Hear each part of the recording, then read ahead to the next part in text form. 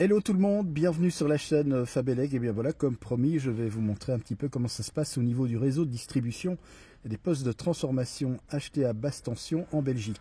Grosso modo, c'est la même chose qu'en France, c'est exactement pareil. Vous voyez très bien ici les trois fils qui se situent à ce niveau-là, c'est la ligne HTA, donc c'est du 20 000 volts qui arrive. Vous avez ici le transformateur et ici la cabine basse tension. Donc on va zoomer, ce sera beaucoup plus facile. Donc je ne sais pas ici sur le réseau, parce que je n'ai pas été voir jusque la cabine, c'est soit du 3x400 plus neutre, ou soit du 3x230 volts. Mais peu importe de toute façon, que ce soit le cas dans un cas ou dans l'autre, c'est toujours le même système. Donc vous voyez ici, vous avez, comme je vous le disais, le transformateur, qui va donc transformer le 20 000 volts en soit 400 volts ou 3x230, c'est selon. Vous avez ici les fusibles haute tension qui protègent la partie primaire du transformateur. Et ce que vous voyez là qui ressemble un peu à des isolateurs, attendez, je vais essayer de vous montrer ça au bout de mon doigt ici, près des isolateurs, et bien ça ce sont des éclateurs, ce qu'on appelle aussi des parafoudres, et donc ça prévient les surtensions en cas d'orage. Donc ça permet vraiment d'éviter les surtensions qui peuvent vraiment provoquer des dégâts, non seulement sur le réseau, mais aussi chez les particuliers au niveau de leur appareil qui sont branchés sur l'installation électrique. Donc le transformateur, vous voyez, il y a trois fils, c'est triphasé. Donc en réalité, dans un transformateur triphasé, c'est trois transformateurs monophasés en réalité. Donc en tout et pour tout, on a trois bobinages primaires et on a trois bobinages au secondaire. Donc ensuite du transformateur, on va repartir avec des câbles de grosse section, puisque là c'est la partie basse tension. On va arriver soit en 3x230 ou du 3x400 volts plus neutre pour alimenter ici cette cabine basse tension. Et d'ailleurs, on va peut-être avoir l'occasion de voir que c'est bien du 400 volts. Donc ici, c'est distribué comme en France, donc c'est-à-dire 3x400 volts plus neutre. Alors on peut déjà voir, donc il y a le câble noir qui se trouve à gauche. Eh bien, ça c'est l'arrivée. Donc c'est un câble EXVB et je dirais même peut-être EXAVB, donc c'est-à-dire un câble en aluminium. Et ensuite vous avez les tresses qui partent, et ici c'est pas compliqué, mais vous avez un circuit qui part à gauche de la rue et un circuit qui part à droite. Et dans cette cabine, en fait, eh bien, ce sont les protections. Alors il n'y a pas de disjoncteur, il y a donc les protections basse tension, ce sont des fusibles.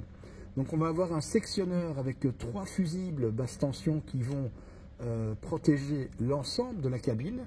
Et ensuite, eh bien, on aura trois fusibles pour le circuit qui part à gauche et trois fusibles pour le circuit qui part à droite. Donc en tout, 9 fusibles se trouvent dans cette cabine. Donc cette cabine, si vous voulez, c'est l'équivalent de votre coffret divisionnaire à la maison. Le coffret divisionnaire, c'est le coffret à disjoncteur, tout simplement. Donc c'est la protection du réseau basse tension.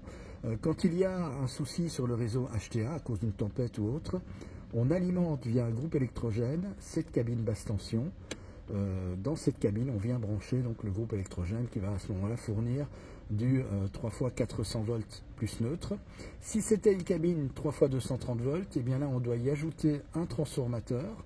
Le transformateur qui va transformer cette fois-ci le 3x400 volts en 3x230 pour avoir les trois phases, et entre phases on a 230. Bon, dans ce cas-ci, s'il fallait mettre un groupe électrogène pour un problème qu'il y aurait sur le réseau HTA, eh bien il n'y aurait pas besoin de transformateur. Le groupe électrogène ressort directement du 3x400 volts plus neutre.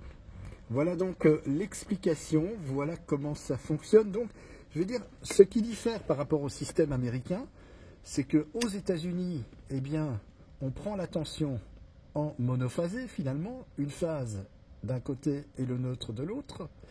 Chez nous, en Belgique, comme en France, comme en Italie, comme en Suisse, partout en Europe d'ailleurs, eh bien, on prend la tension entre phases, entre les lignes HTA.